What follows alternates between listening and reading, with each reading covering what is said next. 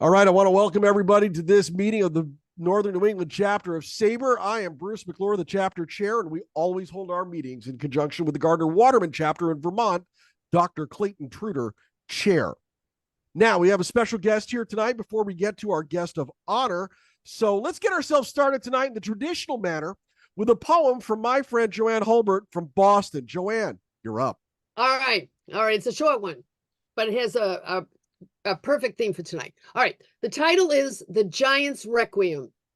We'll bury them softly at dead of night, not a drum or trumpet shall clatter. We thought of them once as a wonderful team. What we think of them now doesn't matter. After Byron. And that was in Sporting Life, July 5th, 1902, on page 5, if you want to look it up. I love it. That's terrific. Thank you, Joanne. We really appreciate that. I love it when you're here and you share poems with us. You need to come more often. I know. Yeah. Well, yeah. You'll have to just knock off a few of the town meetings I got to go to. So. I'll do my best. That's what it's been. Yeah. That's what's kept me up until now. All right. Well, next up on the list, I want to take a moment to thank the 74 chapter members who voted in our mock Hall of Fame election over the past few weeks. As promised, tonight is the night of the big reveal. So the Northern New England chapter of SABR, a notoriously tough list of voters, elects one new member to the Baseball Hall of Fame. At first glance, this player's path seems predictable. Sought after at a young age, he instantly became a highly touted prospect who plowed through the minor leagues and reached the majors before he turned 20. Over the course of 21 seasons, Adrian Beltre amassed more hits than any third baseman in Major League history, won 5 Gold Gloves and 4 Silver Sluggers. Yet by the time he walked away from the game, Beltre had become one of the most beloved, joyful players of his generation. His presence touched countless fans and players alike. And today, Adrian Beltre, according to us, is a Hall of Famer with 76% of the vote. We'll see if we concur with the BBWAA next week when the results are announced Tuesday, January 23rd at 6 p.m. Eastern Time. All right. Now, let's meet our guest. As a child of the 1960s, following a team across the country was a very difficult task. The lack of media proved to be the main issue, and the hurdles were enormous. To say one had to work harder than a hometown fan would be an understatement. Today, you only need to turn on one of a multitude of communication devices to follow a team. For 50 plus years, our esteemed guest has followed the San Francisco Giants. His book, Baseball from 3,000 Miles Away, The Trials, Tribulations, and Triumphs of Being an East Coast San Francisco Giants Fan, connects with those who share a devotion to a team that might not be in their backyard. And tonight, the chair of the New York Giants Preservation Society and SABR member Gary Mintz is here to discuss that book and his devotion to the Giants, and hopefully a little bit about the Preservation Society. Gary Mintz, welcome to Northern New England. How are you tonight, my friend? First of all, Bruce, thank you for inviting me, and I'm very honored to be here with such a distinguished panel of your members. So again, I thank you. Very kind of you to ask me to speak about myself and about the book I just wrote. So you are on, my friend. I'm just going to back right off, and the floor is yours. Got it. So let me just welcome everybody. Pleasure to be here. Let me just give you a little background about myself, and then I'll start talking about the book. I am 62 years old. I recently retired 3 years ago from the New York City public schools. I was a teacher for 26 years. Loved being a teacher, loved my colleagues, loved the students, hated the commute. Just got to be too much after a while. I live in Huntington, Long Island, which is only about 35 miles from where I worked, and it was taking 2 hours to get home. So I basically told them I was retiring because I recently had a grandson. Then COVID came, and then I was teaching on a TV, on a computer screen, and that cemented everything. So great decision on my part, and no looking back. I've been married for 36 years to my lovely wife. I have 3 daughters, pair of twins among them. they have put up with my Giant stuff all these years. I am I run the New York Giants Preservation Society, which is I'll talk about that group in a while. And like Bruce said, I am a lifelong San Francisco fan. Although I run the New York Giants Preservation Society, I was not around when they skipped town. So this is my book, Baseball from 3,000 Miles Away, The Trials, Tribulations, and Triumph of Being an East Coast San Francisco Giant fan. The book is self-published. It's only available on Amazon. I think it would most definitely relate and resonate with people who rooted for a team that does not play in their own backyard. Let me just shut this. Now, people ask, hey, why'd you write this book? There are myriad reasons for this. I used to go upstate every summer to Monticello in a bungalow colony. We recently formed a page, and I would put in a weekly post about my times up there and their times up there. And they said, hey, you're a good writer. Why don't you write a book about this? And I was like, that's not a bad idea. And then I was like, you know what? I've been following the Giants a lot longer, and it's something that I really enjoyed. So I decided to do that. I noticed that there really weren't many books about people who were rooting for teams other than their home team. So I decided to get involved with this. Unlike Bill Lamb, who's this fabulous researcher, this book is not a research book. It's a memoir of what I went through to root for a team that was 3,000 miles away in a different time zone, and certainly when I started in a totally different era. So I started writing the book. It did not really take me that long.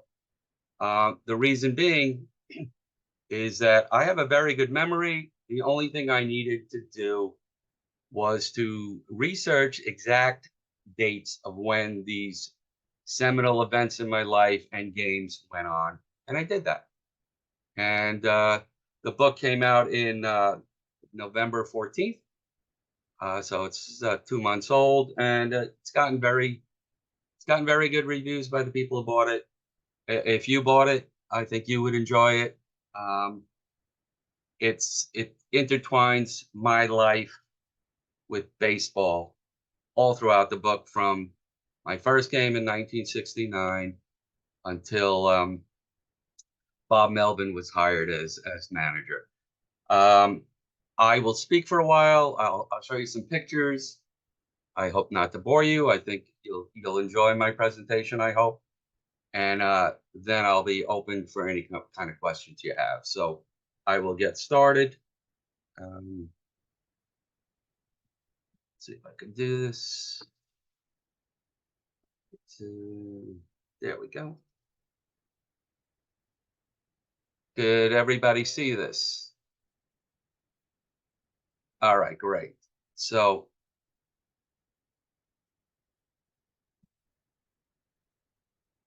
this is the cover of my book, Baseball from 3,000 Miles Away. You'll see me with my very happy face. This is taken in 2015 after the Giants won their third World Championship, something I never thought I'd see in my life. I never thought I'd see one. So that's why I have the big grin there. This is the back cover, and like I said, the main reason I put this on the back is to show everybody that I did not jump on the bandwagon when the Giants got good. This is a picture from 1970, and that's me in upstate Monticello in my Marx Brothers t-shirt and my San Francisco Giant hat that, as you can see, it looks like there's a patch on it. They were not the authentic ones back. So the book itself is broken down into decades. Since I started in 69, it goes 69 to 79, and 80 to 89, until we get to where we are now. So this is a picture of my dad. He is the inspiration for this book. My dad worked at the New York Public Library for 43 years. Nobody ever said a bad word about my father. You could see him there. He's in his New York Giant shirt. He was a big, big baseball fan, and me wanting to be like him, decided that the Giants were going to be my team because I wanted to be just like my father. In reality, that might have been the only bad thing my father ever did to me, was make me root for the Giants. Until 2010, when they won the World Series, the only bad part about it is he was not around to see it. The first game I ever went to was a game in 1969 when I became a fan. The Giants played the Mets. The one summer I did not go upstate. And August 19th, 1969, this game was an incredible game, 0-0, Juan Marichal pitching against Gary Gentry. The game continued on and on and on until the bottom of the 14th inning. Marichal was still pitching. In the bottom of the 14th, I asked my father to take me to the bathroom. My father did not want to do that. He was too involved in the game. So my brother took me. We went to the bathroom, came out of the stall to a roaring, thunderous ovation, and Tommy Agee was rounding third after he hit a home run. And needless to say, my brother never let me forget that moment as his fist pounded on his little brother. I was 8 years old at the time. So a fan was born on this date, and I would forever become a San Francisco Giant. There I am in Monticello, New York. That's the picture on the back. I really like that picture, so that's why I included it. Growing up, there's a little close-up, and growing up, the main difference that I had was the time difference. The games that started at 10, most of the games where the Giants were involved started at 10:30. You can see here. But in San Francisco, they were 7:30. So the games would end very, very late on the East Coast. And it was very, very hard to not only listen to games, but to get any information on a team so far away.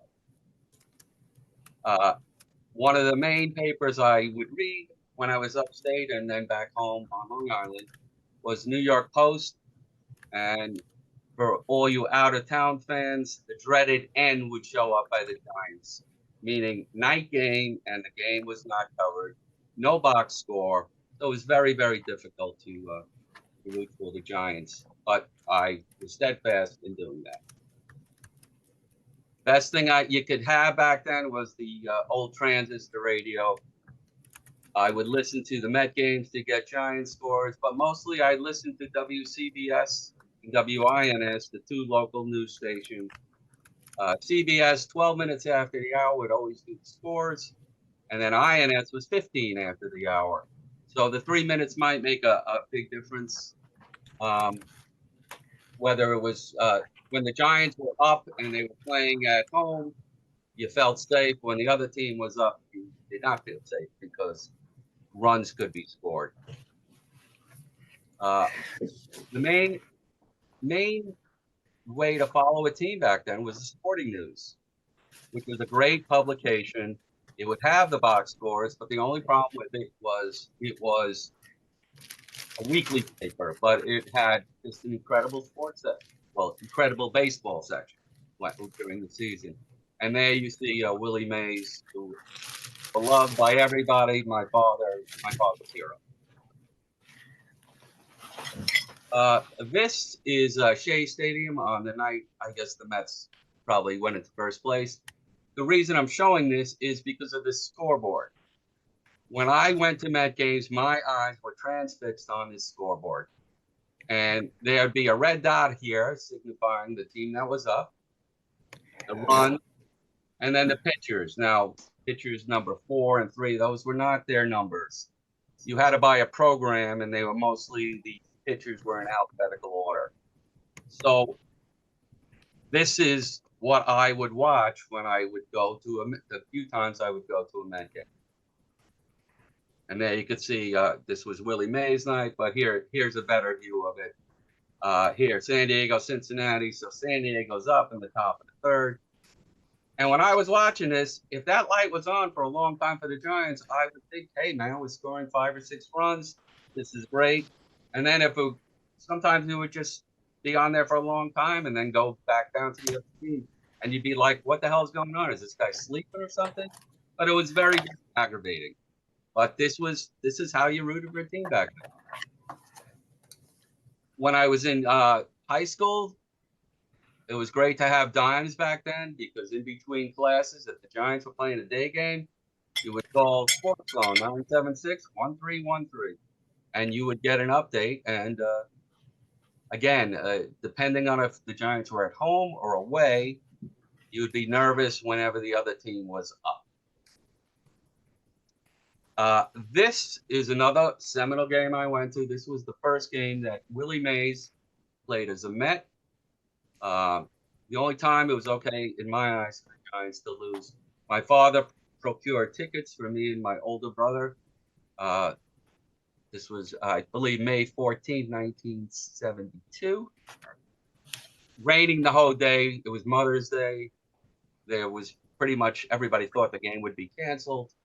It was not canceled. We went to the game, and Mays hit a game-winning home run in the, I believe it was the 5th inning, off Don Carruthers, that is the Giants pitcher. So in the book, I'm going over all the things that transpired in my life. And one of the things that transpired was that the Giants were going to move to Toronto. And I was thrilled about this. I know that sounds terrible because it's not fair to people in San Francisco, but these games were ending so late, lack of coverage, and team would be on the East Coast, where I actually might even drive to see a game, but all the scores would be final, and I would be able to go about my day and stop my fanaticism of staying up very late at night. Fortunately for the San Francisco fans, Bob Lurie stepped in and bought the team and kept them in San Francisco. I then went away to college, and you can see I still have my Giant hat on. I went to SUNY Albany, which is closer to where you guys live than where I am now. So there I am again. They changed colors that year, so I of course bought the hat. So one of this picture of me at high school graduation before college, of course. And this gentleman's name is Bruce Ryder. Bruce was a sicko fan, just like me. I didn't think there would be other people like me, but he actually was my best friend, and we had many, many great Giant adventures, which I will discuss. And one of the games was this famous Met game involving Steve Henderson. The Giants were John Montefusco pitching a no-hitter against the Mets. And my friend Bruce just was giving it to the Met fans, just nonstop. He would just grate on you. And he kept doing it. And then Mets started coming back. I'm like, Bruce, man, you got to stop. And Bruce was like, nah, what are you worried about? Blah, blah, blah. And then the Mets came back. And I said, Bruce, I'm telling you, he's going to hit a home run. And then we're going to have to get the hell out of here. And that's exactly what happened. Steve Henderson hit a home run. Bruce and I looked at each other. We knew it was gone. And then they started throwing food at him. So much deserved for that. As we turned into the 80s, this is 1980. I don't know if you guys know who this is. This is Jim Davenport. Jim Davenport worked for the Giants for 50 years. But in 1980, he was a coach for the Giants. And Bruce and I drove down to Philadelphia to see the Giants. He kind of hijacked his mother's car and his mother's credit card. So we decided to stay at the Giants Hotel as 19-year-old boys. And one of the pitchers on the Giants kind of inebriated.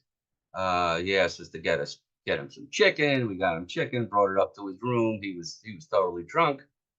Started bad mouthing some of the Giant players. But the next morning we went down to breakfast, and Lindsey Nelson was there. He was very easy to spot with his sports jackets. And Jim Davenport asked us if we stayed in the hotel that night. We said, yeah. He goes, well, how much did you pay? $75. And he's like, Southern drawl, $75. You could have stayed in my room. I got an extra bed. He goes, if you want it, you could have it tonight. So Bruce and I looked at each other and we said, we'll take it. So Jim Davenport put us up for that night, and he got us tickets for the game as well. He even asked us to go to the game on Sunday, but we had to get back home, and we didn't like the odds of winning that game because Bob Nepper was on the mound and he was not having a good season. So flash forward, when Jim Davenport, they honored him for his 50th year working with the Giants, and I sent a check in his honor to his favorite charity, because now I was an older man and I felt it was the right thing to do. So I got married in 1987 to my lovely wife, Mandy. She has tolerated my nonsense with the Giants, so to speak. Family did get in my way of rooting for the team, of course, because the Giants were playing in 1987, Game 7 against the Cardinals, the Jose Oquendo home run game. And I could not watch that game because we had to meet with the rabbi that night. So I was not a happy camper. But thus is life. This is, I think a lot of you guys know, Chris Russo. 1989, I got in touch with Chris. Chris worked for WFAN at the time, huge Giant fan, as many of you probably know. And he was a big music fan, and I worked for Record World at the time, and we would get free tickets to concerts. And one of Chris's favorite guys was Jackson Browne. So we spoke to Chris and said, hey, would you like to join us to go to a Jackson Browne concert? And he said, sure. So we developed a friendship, and a few weeks, maybe a month later, we rolled down with Chris to see the Giants play the Phillies, and the Giants lost 1-0. And the Giants lost in the bottom of the ninth, 1-0. And when the Phillies got their game-winning hit, he kind of just stood there staring at the right field wall, and we had to get him. Hey, Chris, we got to leave. So that was a funny story, and you all know he's such a big fan these days, especially when they won. And when they didn't win, he'd go on a tirade about how he never won a World Series, but he got his wish. As we turned into the 90s, the thoughts of the Giants again moving, this time to Tampa Bay. And again, because I did not suffer like the fans in New York did when the Giants left, I didn't know any better. But now I do know better. Would I have liked them to move to the East Coast? Absolutely. But they should be staying where they are now. And it's a credit for the Giants to keep them in San Francisco with all the great fans they have out there. The 90s also saw my daughters being born. First one was born in 1990, Allie. I had twins in 95. The reason why I have this computer, because this started to change the way fans could start following the team. I was involved in joining chat rooms on the Giants in the 2000s. And the paper started covering them, USA Today. That in the 80s, they even started having opening day lineups for the teams that were the real lineups instead of having to wait weeks to find out who made the roster. In 2000, I lost my older brother to He had a massive heart attack and died at the age of 42. And my dad passed away in 2003. He was my best friend and the main reason why I am the fan I am. After my dad passed, a group came looking for him called the New York Giants Nostalgia Society, and they wanted to know if my father wanted to go to the meetings. And I always thought he belonged to the New York Giants Historical Society.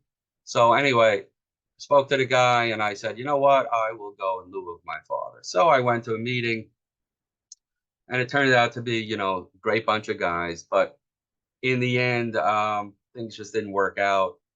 And I wound up joining the New York Giants Historical Society. And here I am with two of my daughters, twins on the left, and my wife.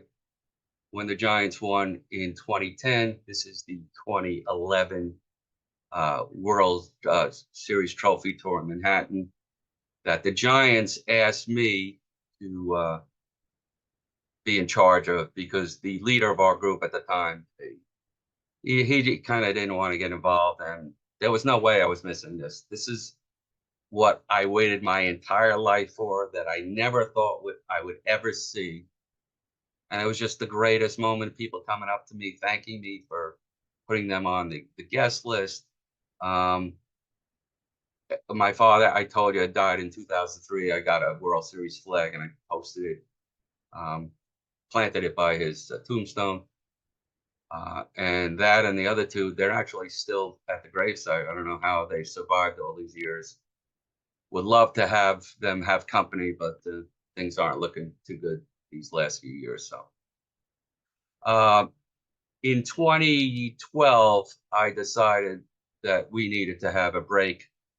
The groups I were involved in just weren't cutting it for me. So I started the New York Giants Preservation Society. This was our initial logo. We have since changed it to this one, to bridge New York and San Francisco. Great bunch of guys. We used to have meetings in Manhattan. Actually, let me just say this first. The Giants, we were asked to come out to AT&T Park at the time as honored guests for Polo Grounds Night in 2012. And there we are, and by the iconic bridge, the Golden Gate, my wife and my three girls. And there you see, welcome to New York Giants night on the field. Just a great honor. That's off the scoreboard. And then, you know, when I formed the group, we started a Facebook page. There was a Yahoo page and our own website. And the Giants kind of kept winning. And this is in 2013 after the 2012. And again, just these moments that were just incredible moments. 2015 after the 2014, just again, just things that I never thought would happen started happening. The Giants calling me up to say, hey, round up your group. We're going to, you know, bring the trophy back into New York. And this was a special brunch we had all three times. It wasn't like waiting to take a picture. We were honored guests by them, and they were just great organization to honor their past the way they did. Solo shot of me and the trophy. There's me and Willie Mays. We gave money to his Say Hey Foundation, $240 for the 24, of course. And then we also donated to the Junior Giants Fund, which helps underprivileged kids who do not have money to buy baseball equipment. So we started having these meetings in 2012, and they occurred in Manhattan at the Bergino Baseball Clubhouse, run by Jay Goldberg. We would have about 3 or 4 meetings a year in downtown Manhattan, and they were great, well attended, got great guests. The only issue was that we had to rely on people being in town. So Here you could see some of overflow crowd almost at Bergino's. Jay decided after a while to close up shop. I had a great relationship with him, and we moved to Finnerty's, which is a San Francisco-based bar, very close to Jay's, and we were there for a few years. And here's another example of people attending our meetings. That all ended when COVID came. So when COVID came,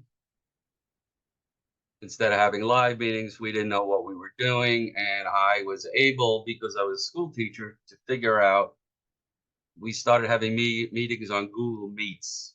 And then somebody said, hey, you should go to Zoom. And I said, well, I don't know what the heck I'm doing. But I figured it out. And from basically August of 2020, the New York Giants Preservation Society is now a virtual group. We hope to have some live meetings occasionally, if need be, in the future. But right now, we are on the Zoom. We've had about 135 different Zooms. And our group is not one to sit on our butts and do nothing. We get involved in many things. This is the John T. Brush staircase. It was rededicated. Stacy Slaughter from the Giants was there. We were invited. Lee Mazzilli over here. It's great, very nice turnout for that.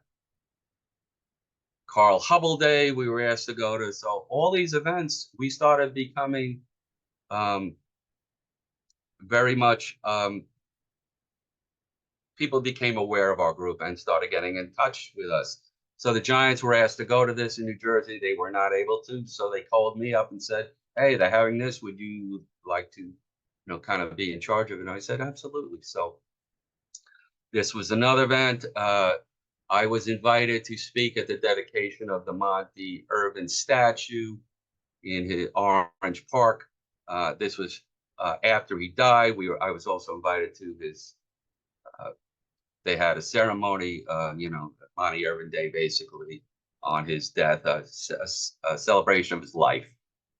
So all these things, and I'm like, how did this happen, kind of a thing? Because here I was, a 8-year-old kid, not knowing anything, not being able to follow a team, and now the team is following me, kind of, and everything is changing. The computer comes, MLB Network, ESPN, everything changes, and now instead of waiting days and weeks to get box scores, I'm able to listen to games, pay money to watch games, to listen on the radio, to go on the internet and find out information on stuff I never dreamed of. So here are some other events. There was cleanup day at the Polo Grounds. They gave out New York Giant baseball caps to everybody. A gentleman made murals on the Polo Ground apartments over here. Willie Mays Drive. The Giants' Mark Melanson, it was a relief pitcher for them, wanted to learn more about the history, so his agent sent him to meet us at the Polo Grounds. And it was a great time. Giants contacted me in 2016 to go to their wild card game against the Mets. And if you all know, that was just a fabulous game between Noah Syndergaard and Madison Bumgarner. Giants won 3-0 on a Connor Gillespie 3-run homer in the 9th. The greatest game I ever went to as a fan, the live event. It was just nip and tuck the whole way, every pitch, And when Gillespie hit that home run, you could hear a pin drop at Citi Field. We had our brief moment of our 15 minutes of fame on SNY. They showed us in the outfield with our Giants Preservation Society banner. Like I said, we have now become a Zoom group. We generally have our meetings Thursdays, and they are very well attended. We get anywhere from 25 to 40 people. We had 96 people for Carl Erskine, believe it or not, and he was fabulous. And we had him because of we wanted to talk about the Giants and Dodgers rivalry. But these men and women very much look forward to these Zooms, just as you guys do with Bruce. We have people from Alaska, Hawaii, California, Arizona, all over the United States. And we are not succumbing to age. We're actually gaining more people as we're going. Last March, right before opening day, the Giants called me and said, we'd like you to attend opening day. And the Giants were playing the Yankees at Yankee Stadium. And there was no way I was missing that. So they told me I'd be in a luxury suite. So a couple of days before, we did a tour of the Polo Grounds where Willie Mays lived, where home plate, the plaque is, which is over here, the brush stairway. And this was just a fabulous time. We had about 25 people. And one of them was Hall of Fame announcer John Miller and his wife. And John had the greatest time. The other day, I got a call from him out of nowhere. He came into New York from, he was on a cruise from Europe. And he said he was in New York and he thought about me and just wanted to call say hello. I mean, I'm not trying to name drop people, but you know, when you get a call from a Hall of Fame, you're like, holy cow, kind of a thing. And it was just fabulous. This year, I was able to take, this is my grandson, Eli. He went to his first game, just as I went with my first game with my father, but he went with his grandfather. And this is his brother, Asher. Hopefully they'll be Giant fans, but I don't know if that's a good thing or not. That'll be up to their parents. But I had a wonderful time with them, and maybe one day they'll be the double play combination for the San Francisco Giants. Like I said, the book, it's available at Amazon. It has all of these stories in it in much greater detail. It was a labor of love to write it because my family was so involved in my life. Editing it was, you know, after a while, I just couldn't look at it anymore. And it's just, I don't know if I'm an author. I'm more of a guy who has ideas and wrote them all down. The book is in chronological order. And again, I really believe that if you purchase it, it would resonate and relate to many of you, whether you're, you know, rooting for an out-of-state team or not. It was a different time in our lives growing up. And it's based on my family and how communication has changed how we follow the sport that we all love. And that's it. I hope you got something out of that and enjoyed it. It was, like I said, it was labor of love writing this book, and I'm very proud of how it came out. So, Bruce? Gary, you were talking with me before we let everybody in tonight about something that's going on in February, 2424. Could you get into that a little bit? Absolutely. And talk about it, because that sounded like it was going to be a lot of fun.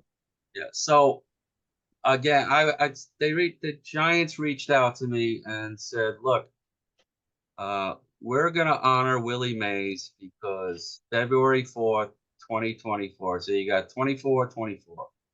And, you know, Willie is not 25 years old anymore. He's 92. And the Giants want to honor him that day. And they asked me for help. And so our group is going to have a special Zoom. We're going to have it a few days earlier. You guys are all invited if you'd like to attend. It's going to be on January 31st. We're going to hope that a lot of the Giant beat writers are on there, and a lot of our guys are going to be on there too. The Giants are going to be doing something at their stadium, even though there's no games. The city of San Francisco is putting up orange and black lighting by City Hall to honor, you know, Mays. Willie Mays is the main reason our group, our group, the New York Giants Preservation Society, 95% of the people in there still root for the San Francisco Giants. And the main reason is Willie Mays. He is godlike in their eyes, godlike in my father's eyes. I got to meet him a few times. He wouldn't know me from a hole in the wall, of course, but I did get to meet him. He shook my hand. Bruce, biggest hands I've ever seen on a man. I mean, they would engulf you. Okay. And I'm sitting there shaking his hand a few times I met him, and I'm like, what the hell's going on? This is where my father should be, Bruce. It was his guy, not my guy. I saw Willie at the end of his career, and it was obvious he could still do things, but it wasn't that guy that everybody remembers. And when he showed up at all three of these trophy tours, he walked in, and the audience, many of the men and women were crying. That was their hero. Wow. And they did not see him as an 80-plus-year-old man. They saw him as a 25-year-old with his hat, falling off of his head, and made their life seeing Willie Mays up close and personal. The first trophy tour, they signed. He had his biography by James Hirsch.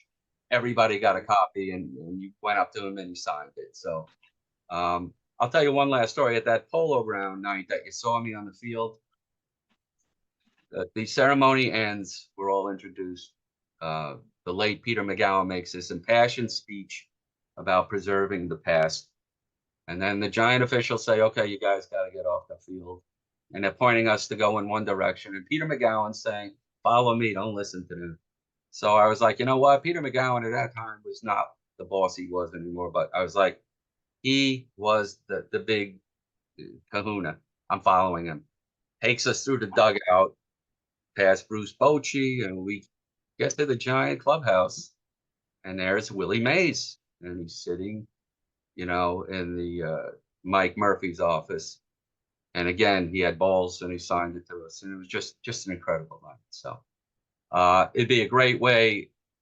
Maybe SABR might come up with ideas to promote. I know you guys have SABR Day is like February 3rd or 4th. That's right. SABR Day is February 3rd. That's Saturday. Right. And this event is on the 4th. Maybe SABR could come up with something to honor this the greatest player in my mind who ever played the game, all-around player, that is. Gary's going to get me that link for his Zoom session on it's the 31st of January. Right. So he's going to get me that link. I'll broadcast that out to the chapter once I get it. Let's see if we can support his group. And another thing, Bruce, they're honoring. Yeah, if any of you guys found anything I said interesting tonight and you want to join our group, it's a great bunch of guys and gals. It really is. Feel free to just email me. It's giantsguru@gmail.com. It's not very easy to remember. Giants with an S. Be happy to add you. You'd be put on our email list. You get every link to every Zoom we're going to do. There's no attendance taken. Want to show up? Somebody didn't interest you, you show up. If nobody interests you, you don't show up. But it's a great bunch of people, and I think you would enjoy them. And they know much more about the New York Giants than me. I don't try to lie to you about, oh, yeah, I remember going to the Polo Grounds. No, I don't remember. All I remember is my father saying the old PGs when we were on the Major Deegan Highway, and he would point to where they were. They weren't there anymore. So I'm more or less the caretaker, and I am very proud to do that. Getting guests is a big thrill. Finding somebody, tracking them down, through Google. I got Will Clark somehow. I found his name, and it was in Louisiana. I call him, and then he picks up the phone, and he's got this real Southern accent. There's no denying who Will Clark is. And then he comes on a Zoom with us, and he's doing the Zoom from his truck after a day hunting. So it's just great stuff. you can't make some of this stuff up. So again, the book has a lot of great stories about these games. I went to how they intertwine with my family and things like that. So if The book's anybody, all about, I'm sorry, the book's all about connection and how those connections have metamorphosed and grown over generations with his family, with friends, with the Preservation Society, and with the Giants themselves. And he mentioned Jay Goldberg just a minute ago. Jay Goldberg is a great friend of our chapter. He was an artist in residence here in New Hampshire last summer. I had the thrill and honor to participate in his project. It's just a beautiful thing, just more connection. If you want to see some of this chapter's this group's stuff, get on YouTube and search New York Giants Preservation Society. You can see all their past meetings there. But if you'd like to talk with Gary Mintz right now, just jump down to the bottom of your screen where it says reactions, and then you'll be able to click raise hand so that we can get you in line so that Gary can take some Q&A from everybody. So if you're ready, we're going to go to, oh, look who's going to start tonight. Oh boy. It's my wife, Molly. Molly, go ahead. Yes, I admit I am patient zero and I'm starting to feel better. Yes, she's patient zero. She got me sick. I blame her. Go on. Gary, first of all, thank you so much for doing this presentation. It was lovely. welcome. I was wondering, how old were your girls when they went to their first games? I saw them with the trophies and everything, and I saw your grandkids, but I didn't see your girls as littles, like what I remember going to a game as. My daughter Allison was born on June 23rd, 1990. 6 weeks later, she was at a Giant Philly game in Philadelphia. Gary, how do you know this? Here's how I know that. I was down working for Record World. We were opening up a mall in Franklin Mills. We went to the Giant Philly game. At the time when I was writing the book, I didn't know exactly what date, but I knew it was 1990. So I tracked down the date. How did I track down the date? Because the next day when I wanted to go, I couldn't ask my wife and 6-week-old daughter to go again. And I'm glad I didn't, because Terry Mulholland no-hit the Giants. And if I had gone to that game, I would have been, the Philly fans are, notorious for not being nice to visiting guests. So I would not have liked to have been there. My other the twin girls, I don't recall I would think that maybe that when they were about 4 or 5 years old, so maybe 1999-ish, and it would be like being with them for three innings. My girls are the greatest girls. My wife is also. They're not into this. They go to support me with the trophy tours, and I love them for that. So they're very much a part of the book. But as far as being fans, they like taking the photo ops with me. That's probably about it. Thank you, Gary. Oh, you're so welcome. Francis Kinlaw, the grand prize winner at last year's SABR convention. You're up, man. Yeah, very interesting presentation. You spoke a lot about your father, and I was wondering, how far did he go back with the Giants? My dad was born in 1935. So he would tell me stories upon stories. Back in the day in the Polo Grounds, when the game ended, they would leave through the center field gate. So you'd walk on the field, and he repeatedly told me that he got spiked by Johnny Berardino, who was a second baseman for the Pirates, who I think starred in General Hospital as an actor. That's right. Always imitated Hoyt Wilhelm's knuckleball. Lifted his leg up like Mel Ott to show me how Mel Ott used to. My father had names for all these guys. Alvin Blackie Dark. Bobby the Flying Scott Thompson. But Willie Mays was always just Willie. And you knew who he was talking about. So I would wake I'd wake up in the morning in like the early Dad, how the Giants do, and he would always, I guess, listen to the radio and know from the news. But one time, the late 80s, no, mid 90s, I'm sorry. No, early 80s, I'm sorry, when I was at work, Giants playing the Mets in a doubleheader. And Dad, what'd you do today? I went to the Met Giant game. I said, what? He goes, yeah, I went. I go, well, why? They needed me. That was his answer. Mhm. So my father really, he is so missed every day. Yeah. He would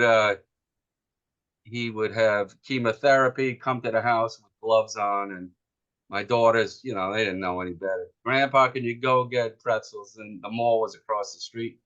And he would just go get him pretzels, Mhm. He's great, really great man. He really Yeah. was. Uh-huh. And just one more question. When you gave your email address, I believe you said Gmail. gmail.com? Absolutely. Okay. Well, thank you very much. And again, you're a good son, obviously, and I look forward to reading the book. That, I always say if I was half the man my dad was, I'd be happy with that. He was well loved by everybody. And Bruce said about that YouTube channel we have, if you don't do anything on that YouTube channel, look at your colleague Bill Lamb's stuff on the origins of the ownership of the Giants, because those two meetings he spoke about were fabulous. They really were. And the YouTube channel was made not to entertain people, but people who are involved in baseball who have to do research. I mean, you want to learn about the Giants ownership, why not just hear it from a great source? We have all these people talking about specific players. Last week we had about Clint Hartung. Everybody knows Clint Hartung ran Don Mueller before Bobby Thompson's home run, but our presenter, Peter Gordon, last week just gave this whole big spiel about him, and that was so interesting. So the YouTube videos are fabulous in my mind. Let's go to friend of the chapter, Alex Stace, who's here this evening. Alec, how you doing? I'm good.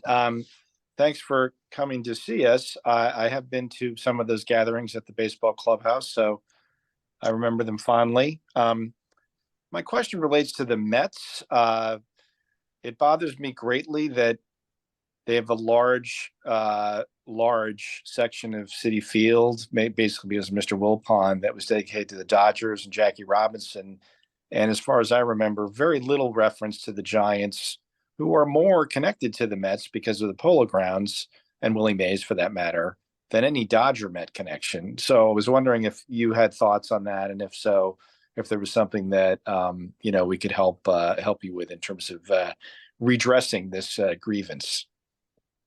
Well, the Mets came up with this whole story about the seats of green, that they were the color of the Polo Grounds, and that's nonsense. But Steve Cohen did a marvelous thing, retiring Willie's number last year.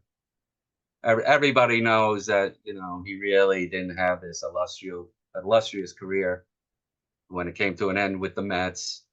That being said, if you really look at Hank Aaron, same exact thing. Aaron started in a city, Milwaukee, with the Braves, and then came back as a Brewer.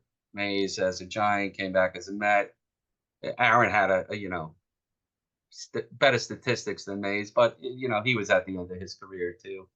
As far as anything else at Citi Field, I really don't know what they can do. I have written letters and have on these tours of the Polo Grounds. We call them the Magical History Tour. There are some signs there that are just in terrible shape. One of them is so weather-beaten, it said, "Keep this place clean. Willie Mays played here. Keep it clean," or whatever. And then the plaque itself. I mean, how much does it cost to get some polish and polish a plaque? And that sign that's been up there since 1960s about Willie Mays played here. I really don't think it costs all that much to replace the sign and make a new sign. And they've done a great job at that complex. All the housing now is it's in black and orange. They have new signages up there. I think they're, getting more proud of the area, but there are other things that can be done there. And I feel that those things are cheap to do, and there's no inexcusable that they can't be fixed. I'm big on history as much as you guys are, and it has to be preserved, not just, let things go until they're not around anymore. So that's my feeling, Alex. Thanks. Alec, your name also sounds very familiar. Whether you were at Jay's group visiting us or somewhere, but very, very familiar and unique name. That's why I think I remember it from somewhere. So let's go to Glenn Bassey. Glenn, how you doing, man?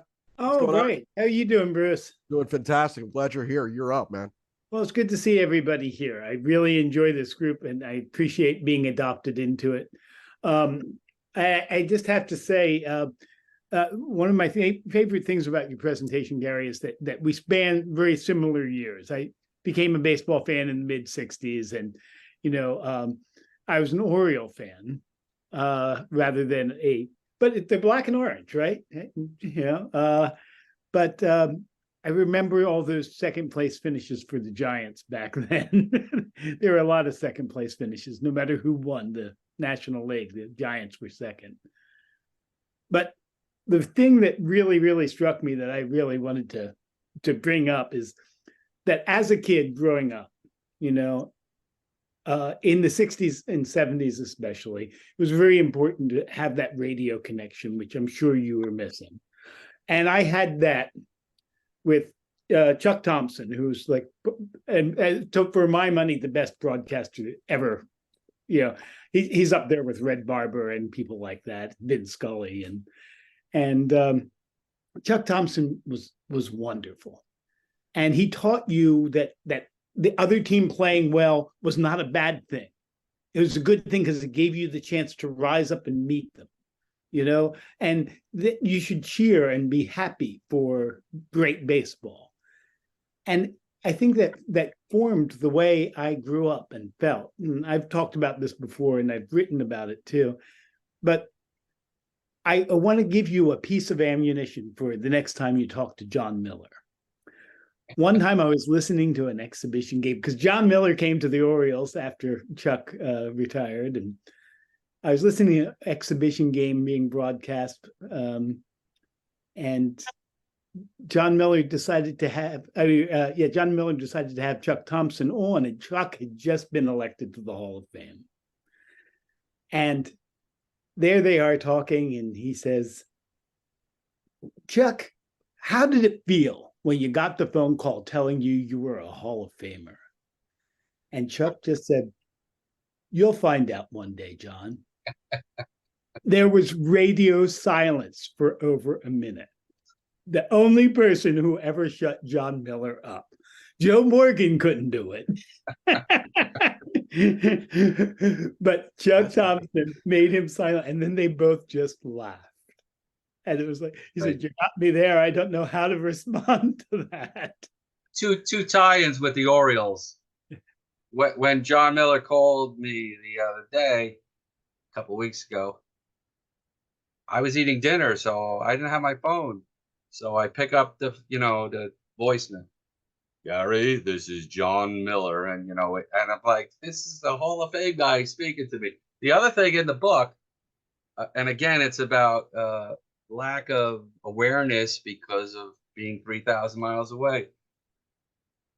I believe it was 1977 or 78. The Giants had 1977. Randy Elliott. Randy Elliott hit about 600 in spring training.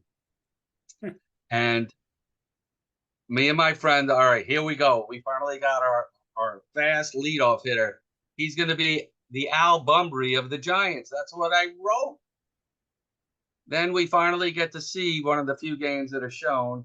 It's this big, burly, slow-footed left fielder who just had the greatest spring of anybody, and wound up hitting like 7 home runs for the year, and that was it. He was done. But that was my and the last Oriole thing was when we slept. Me and Bruce slept with Jim Davenport in his room. Bruce and I looked at each other and like our best friends were twins who were big Oriole fans. Eddie Murray and what. So we're like, well, they're not sleeping with with Cal Ripken Sr. We're sleeping here with Jim Davenport. So that's my Oriole stuff. Great. Thanks. You're so welcome. Let's move on to another author with our chapter here this evening, who is finishing up her book on Mark Littell. That's H.R. Ryan. How are you? All right. How are you doing? I'm doing great. I'm glad you're here. You're up. Oh, yeah. I wanted to say, Gary, I was at that game, the Steve Henderson game. Are you? Yeah, that's really funny. It was a great game. It was a great game, but like I said, my friend Bruce was the best word to Bruce. Was a relentless guy. Unfortunately, college and things got in our way, and he died in 1993. He had brain cancer, and oh no, he had it, and he was fine for like 4 years. And they said if you get to the 5th year, everything will be fine. And so he had a kid, and the 5th year he got sick again, and he wore this. He loved Jack Clark, so he had a 22 Jack Clark jersey, and then Jack Clark got traded, but then an even better guy came, and that was Will Clark. So he's able to wear his jersey again, and his jersey is in Glenn's. These guys these Oriole fans own a bar, and they framed his jersey with number 22 on it. So oh, that's cool. yeah. Wow. I like Jack Clark too. He's one of these guys that I don't know. I just like him. He was a great hitter, but Will Clark, strange personality, but I guess Will Clark is just what a nice man. He's big on autism, speaks, and when I did my graduation video, I did not know him at all. When I asked the Giants, is there any way I get in touch with Will Clark, because I ran a law club and they gave me a Will Clark jersey, and the kids there for the next 5 years called me Mr. Clark, and I wanted to prove to them that was a real Will Clark. So I got in touch with the Giants and I said, is there any way he could do a graduation, snippet? Because there was no graduation. It had to be virtual. 2020. And I get this thing sent to me, and it's from Will Clark. Hi, this is Will Clark. I hope you guys hit a home run with your graduate. And it's just, and now I text him occasionally and send him a check to his organization. And like I said, he came and spoke on our Zoom, and he was giving tips to grandfathers about how their grandson should hit, and he was fabulous. What a nice guy. That's great to hear. I wish he was on their staff. Maybe he could teach some of them how to hit. God. Well, thanks very much. I will definitely get your book. I wish you much success with yours. Let's go to another good friend of our chapter from the West Coast, Gary Joquin. Gary, how are you? Oh, doing fine. In fact, just getting used to not doing a double take when you address our primary speaker tonight. Fabulous presentation, very heartfelt. I don't have, I think, the depth of connection with the Giants that many of the people here do. I'm not a historian, but I am a fan. I could definitely relate to the transistor radio slide, and how my father bought me a transistor radio in 1968, which enabled me to start following the Red Sox. So as you could imagine, in that era, my boyhood hero was Carl Yastrzemski, which takes me kind of to almost a maybe team scouting question for you, since you're so much more connected to the Giants than I am. I was just beside myself when Mike Yastrzemski was called up to San Francisco. I was wondering if you might have any stories about him.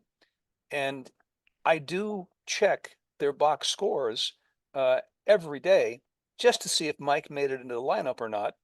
And I'm just wondering if you might have any insight into whether or not and why they might be platooning him aside from injury or strategy. I wish he could be playing more so I could reliably buy Mariners tickets just to see him play and drive 3 hours to Seattle. Do you really want me to comment about what I really think? Please. I think he's a nice story. But when Mike Yastrzemski is batting third on a major league team, that's saying that the Giants really don't have much talent. And that's what I've seen. He is a very nice all-around baseball player. Terrific fielder, great base runner. He had a good, when the Giants first got him, he had a good first year. Since then, he should be like a platoon outfielder. That should be his niche. And he should never be hitting third in a lineup or fifth for the Giants. That just shows that, to me, I follow them religiously, that they just are not producing enough big-time players. He does not hurt the team. I don't mean it that way, but he should be a complementary player, not a lead player on the team. That's my opinion. I would love for the Giants, actually, if they sign Cody Bellinger, maybe they could trade Yaz to the Red Sox. Let him finish his career where he belongs. Well, actually, if he did move to Boston, then it would be harder for me to see him living in Oregon as I am right now. But he's a credit to the Giants. I'm just talking as a fan watching. Yeah. You know what I'm saying? I feel I'm not a general manager or anything. I'm not pretending to be. So that's just my feeling about Mike Yastrzemski. Yeah, appreciate the honesty. All right, let's go to Paul Hensler. Paul, how you doing, my man? I'm doing fine. Thank you for the opportunity, Bruce. Once again, joining you from Connecticut. Yes. And Gary, I have my own more modest story to share about a long distance fandom. I've been a California / Los Angeles Angels fan since about 1970. And I can certainly appreciate the frustration, especially back in those days, of trying to get box scores or just a score period of the team that plays out on the West Coast. And you might have a recollection of this also, that it was a syndicated short show, usually on in the morning. Howard Cosell, speaking of sports, yep. And he would have a little feature Yep. that he might talk about a particular ball game or a particular player. And then he'd quickly rifle through some of the scores from the previous night. And to abbreviate his comments, sometimes he would just jump to the chase and he'd say, well, a game particularly he might be talking about the Mets against the Cubs.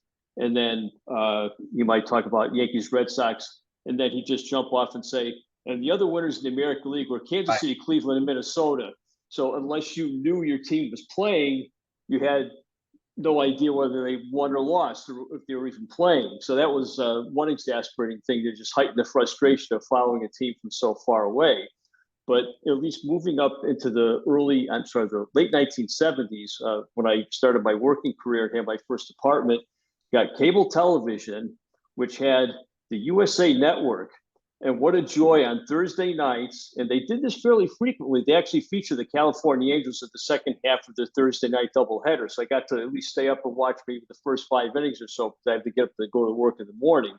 But that was certainly a treat for me to be able to jump from practically no coverage whatsoever to all of a sudden I can watch a couple innings live while it's going on. So that was pretty cool. Yeah, Paul, a couple of things I wrote down. WFAN, when they first started, they would have updates every 20 minutes. You'd get scores all the time. Today, they don't even do anything. Their updates are like the local team, maybe for a minute. There's a big football game, and they've announced who the playoff winners were. Growing up also, I don't know if you recall, they had a thing called Reuters Sports Line. and they would have the box scores coming in, nothing else, and then you would watch it. It was just on cable TV. There was no sound, nothing. So that was also good. As far as your Angel goes, 2002 World Series, I still have not seen the last out. I saw Kenny Lofton hit the ball. I knew it was over. I couldn't watch anymore. So, and are you near Norwich? Norwich is in southeastern Connecticut. We're more central part of the state. We're south of Waterbury. I'm in Beacon Falls, Connecticut. Yeah, because this was probably 2008-ish, 2000. I wanted to drive up there because the Giants had the Norwich Navigators. That was their farm. Right. Team. And Madison Bumgarner was, getting ready to make his appearance in the majors. Okay. Never got there, but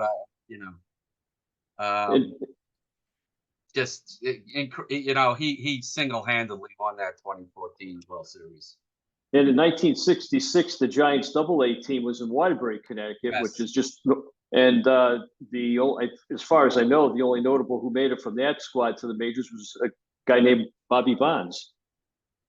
When I first started, there were, besides McCovey and Mays, of course, Bobby Bonds and Chris Spire were my two favorite guys. Loved Chris Spire. And the Giants traded him for Tim Foley. I was like, what the heck is going on here? And then they signed him as a free agent, and he had a nice comeback with them in '87, I believe. So went to a lot of great games. And like I said, there, the first game, the Marichal game, and then the Mays first game, the Henderson game, the Bumgarner game. These are all really written about in detail. And they're really in my memory, etched forever. I wrote this stuff down. Why did I write down? People, like I said, I love the Giants. People said I wrote good about the bungalow thing, but also I wanted to leave my family something to remember me by.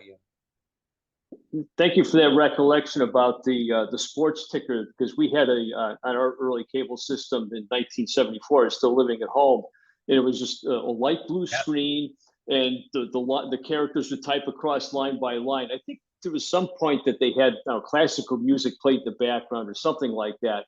Paul, Paul, the best part about it was it would say like Houston, San Francisco, and Houston would be 0, first inning 0. And then you see on the bottom, SF, Clark, home run. So they didn't post the Giants score, but you knew they at least had one run. And Jack Clark usually hit third, so maybe it was a 3-run homer. And as far, I would listen to the radio, and at a certain point, you used to get games at night. They would be very staticky, but you'd get Philadelphia and Pittsburgh and St. Louis and Chicago and sometimes Atlanta.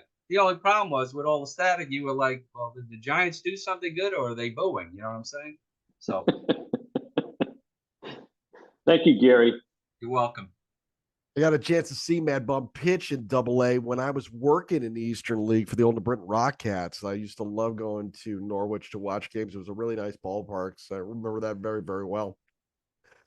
Last one for this evening. Let's go back to Glenn Vassey, who's got one more comment. We're going to wrap it up. You're up. I just wanted to say that one of my worst experiences with being a fan that was not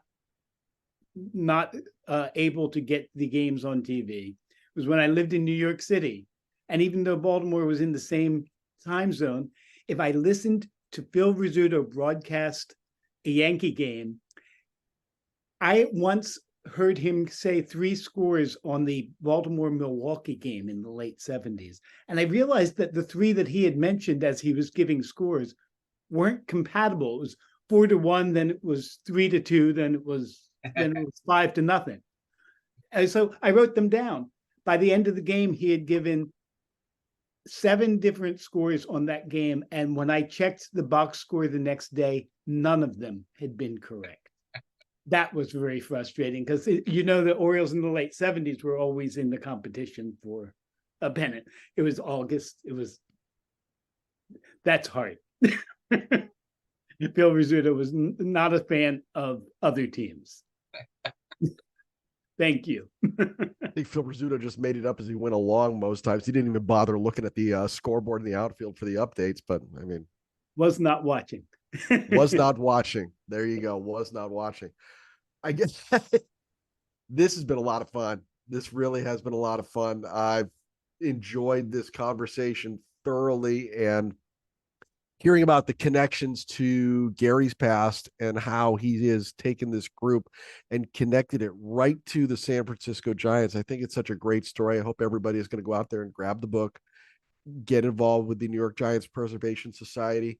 I'm going to get some information from him on his big meeting about Willie Mays on the 31st, and we'll broadcast that out to the chapter in the coming days. But a couple of things before we go. Now, I want you to watch your email. The first thing that I'm going to be sending out for your approval is a ballot to vote on renaming our chapter after former Brooklyn Dodger and Maine resident Clyde Sukeforth. After that, we'll also be asking for your ratification of our chapter's bylaws. Once ratified, we'll begin a call for nominations for chapter elections, and all voting opportunities will be sent to those who list the Northern New England chapter as their primary group in SABR. Now, Thursday, January 15th at 7:30 p.m. Eastern Time, we'll be getting together for round one of our Immaculate Grid tournament. We have 12 participants scheduled, Dr. Clayton Tudor as our quiz master, and some great prizes to be announced. I'll be sending that link out tomorrow morning, so we're going to have a big crowd to watch our participants for round one Thursday night, January 15th at 7:30. Now, finally, next week, Tuesday, January 23rd at 7 p.m., we welcome Alex Katz. This is going to be a great meeting. Alex is an American-Israeli pitcher for the Staten Island Ferry Hawks of the Atlantic League, and he plays internationally for Team Israel. I'd like everybody to join us for a fantastic discussion of Alex's baseball career, including his international baseball experience, and some talk of his new venture, Stadium Custom Kicks, that provides cleats and footwear to many Major League ballplayers. It's sure to be a stellar presentation on domestic and international baseball culture. I cannot wait to have him in. I think it's going to be a great time for everybody. Gary Mintz, this has been absolutely fantastic. I want to thank you very much for pinch hitting tonight and coming in and hanging out with us this evening. You have been fantastic. Round of applause for Gary Mintz, please. Thank you very much. My pleasure. And again, if anybody's interested in joining my group, just our group, just email me, and I'll take care of the rest. Send you all the literature. There is no dues or anything like that, so you have nothing to worry about. And again, if you're interested in the book, it's on Amazon. I'll be more than happy to help you if you're having trouble getting a hold of it. So fantastic. That's giantsguru@gmail.com. Gary Mintz, thank you very much for coming out. We're going to see everybody Thursday night for Immaculate Grid, and then next week for Alex Katz. Let's get everybody out of here. Have a good night, everybody. Thanks for coming out. Thank you, Gary. We'll see you very soon. Thanks, Gary. it's a pleasure. Thank you.